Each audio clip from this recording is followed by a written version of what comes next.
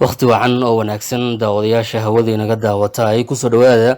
dhammaantiinba barnaamijka wararkii iyo warbixinadii ugu dambeeyay waqtiyadan oo kala bogeena YouTube-ka aad ka daawataan fadlan inagu soo biir subscribe-ta like iyo share-tana hanaga ilaabin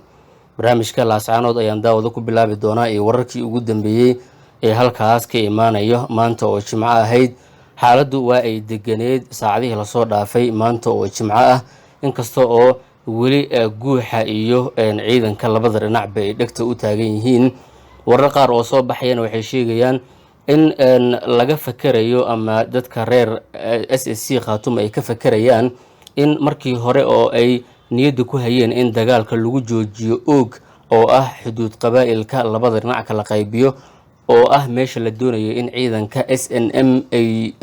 soo dhaafin ay hadda wararka qaar waxay sheegayaan in ciidanka SSC ay doonayaan in ay og sii dhaafaan haddii dagaal ay ku qaadaan ciidanka SNM taasoo macnaheedu tahay in ay weerar noqon doonaan ciidanka SSC Khartoum waa haddii SNM ay sida ugu dhaqsiyaha badan uga bixi weydo deegaanada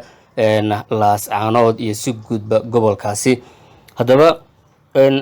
arrintaas haddii ay dhaqan gasho iyo haddii la isku afgarto iyo haddii kaleba wararkeena kale ayaan idinkula wadaagi doonaa si kale ama si kooban haddaan idinkugu dhigo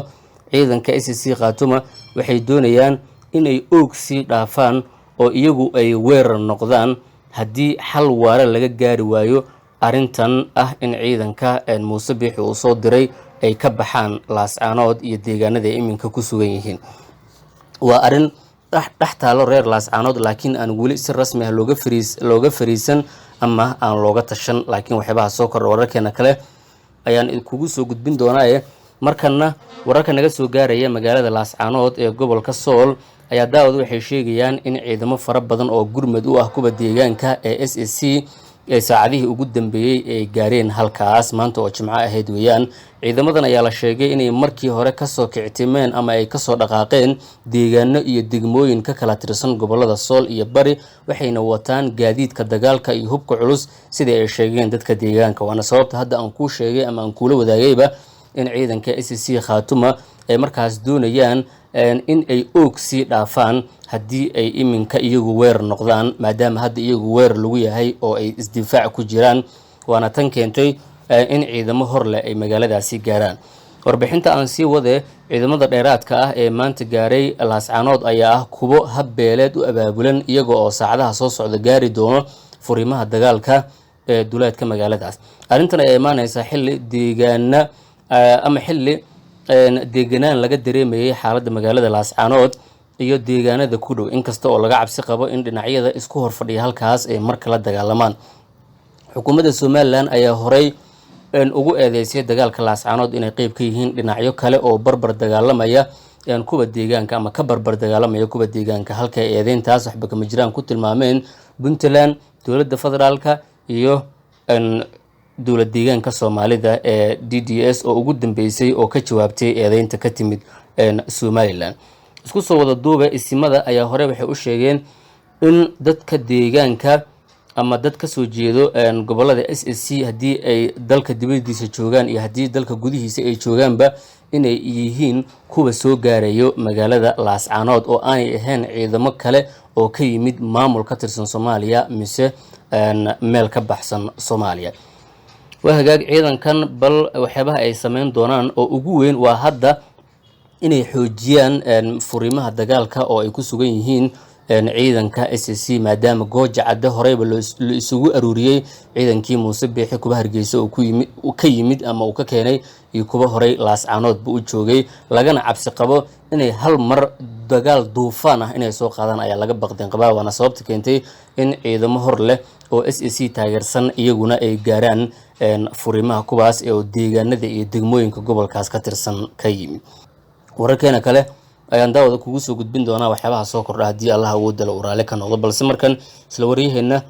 ha inoo dulmaro akhbaraadkii ugu dambeeyay ee laascaanood iyo sidoo kale akhbaraadka kale ee Soomaalida maanta oo jimca kulanti wanaagsan aynu ku bilownaa Somaliland ayaa wajhi kale waxa uu yeeshay dagaalka magaalada laascaanood ee xarunta gobolka Sool iyadoo ku adeeysay dawladaha dariska in kaalin ay ka qaadanayaan kacdoonka shacabka ee ka socda magaaladaasi hub iyo ciidamo fara badan ay soo galiyeen gudaha gobolka Sool xukuumadda madaxweyne Biixi ayaa mar kale waxay ku celisay in dagaalka laascaanood uu yahay mid u dhexeeya argagixiso iyo ciidamadeeda, argagixisaduna ay taakulayn ka helayso dowladaha dariska iyadoo arrintan looga dan leeyahay in looga shaqeeyo burburinta dimuqraadiyadda iyo nidaamka doorashada Somaliland. Qoraal ka soo baxay maamulka madaxweyne Biix ayaa lagu sheegay in sanadii 2022 dhammaadkeedii bishii December guud ahaan Somaliland looga diyaar garoobay diiwaangelinta codbixinta doorashada gobolka Soolna oo ka mid ahaa gobolada diyaar garowga uu ka socday. waxaase lagu cadeeyay qoraalkan in shaqaaqooyin laga abuuray gobolkaasi si looga hortago doorashooyin inay ka qabsoomaan. xukuumadda madaxweyne Biixi ayaa sidoo kale waxay sheegtay in ujeedka dagaalka magaalada Laascaanood iyo xiisadaha ka taagan guud ahaan gobolka Sool aysan ka marnayn wiiqidda dagaalka ay Somaliland kula jirto kooxaha argagixisada ah burcadbadeeda iyo in meesha laga saaro nabadda sanadaha badan maamulkaasi uu ku naaloonayay. sidoo kale waxa ay ku boorisay shacabka Somaliland xukuumadda madaxweyne Biixi iyo hay'adaha caalamiga ah inay sii xoojiyaan taakulaynta bini'aadanimo ee ay u fidinayaan dadka ka barakacay magaalada Laascaanood, taasi oo ay sheegeen in xukuumaddu diyaar u tahay inay fududeyso wixii gargaar ah ee dadkaasi la gaarsiinayo. Somaliland ayaa tan iyo markii uu bilowday dagaalka Laascaanood waxa ay iska soo daba saaraysay qoraallo ay ku sheegayso in dagaalka socda laga leeyahay qorshe looga soo horjeedo jiritaanka iyo nabadgelyada. xukuumadda madaxweyne Biixi ayaa dagaalka waxay u jeedisay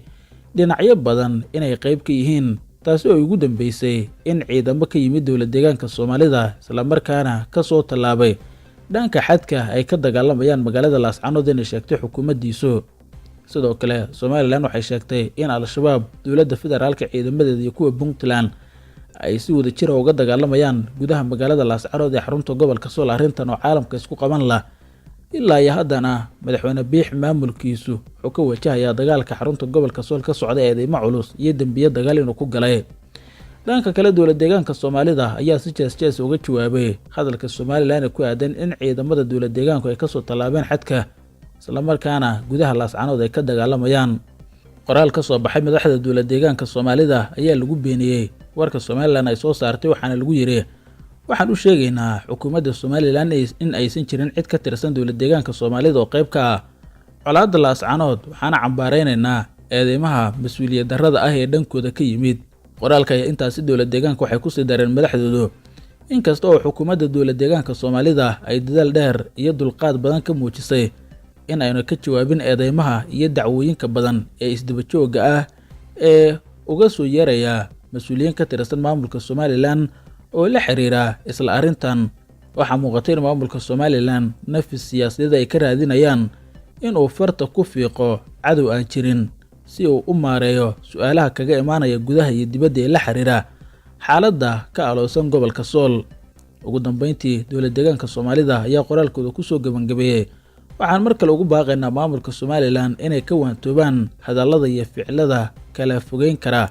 shacabka walaalaha ah ee dowlad deegaanka iyo Somaliland. si kastaba maamulka madaxweyne Biixi ayaa waxa wajiyo badan u yeelay dagaalka magaalada Laascaanood isagoo raadinaya cid mas'uuliyadda la qaybsata, hase yeeshee ilaa iyo hadda waxaa dunidu isha ay ku haysaa xasuuqa shacab ee ciidamada shacab ee maamulka madaxweyne Biixi uu ka wado magaalada Laascaanood ee xarunta gobolka Sool, iyadoo weli ay sii socdaan fariimaha caalamka ka imaanaya ku aadan in si shuruud la'aan dagaalkaasi lagu joojiyo. qaybihii hore warka daawanaysaan shir ku saabsanaa amniga guud ee dalka oo ay lahaayeen dowlad goboleedyada iyo dowladda federaalka Soomaaliya ayna ka maqnayd dowlad goboleedka Puntland ayaa lagu soo gabagabeeyay magaalada Kismaayo ee xarunta ku meel gaarka ah ee dowlad goboleedka Jubbaland, waxaana laga soo saaray qodobo muhiim u ah amniga guud ee dalka. shirkan oo u dhaxeeyay taliyayaasha booliiska dowlad goboleedyada dalka iyo taliska guud ee booliiska dowladda federaalka Soomaaliya waxaa lagu go'aamiyay in arrimaha booliiska xiriirka dibadda ee Interpol uu noqdo mid gaar u ah booliiska heer federaal. 7 ilaa 9 bisha Maarch 2023 waxaa magaalada Kismaayo ee dowlad goboleedka Jubbaland lagu soo xiray shirka madasha wadatashiga amniga gudaha iyo taliska booliiska heer federaal iyo heer dowlad goboleed. 3 biloodba hal mar ayaa la qabtaa. waxaa la isku raacay in mashruuca wadajirka booliiska ee GBB wejiga labaad loo magacaabo guddi farsamo oo labada heer ee heer federaal iyo heer dowlad goboleed ah ayaa lagu yiri qayb ka mid ah warmurtiyeedka ay soo saareen booliiska. Shirka waxaan kasoo qayb galin dowlad goboleedka Puntland oo iyada hore ugu dhawaaqday in ay u dhaqmi doonto sidii dowlad madax bannaan.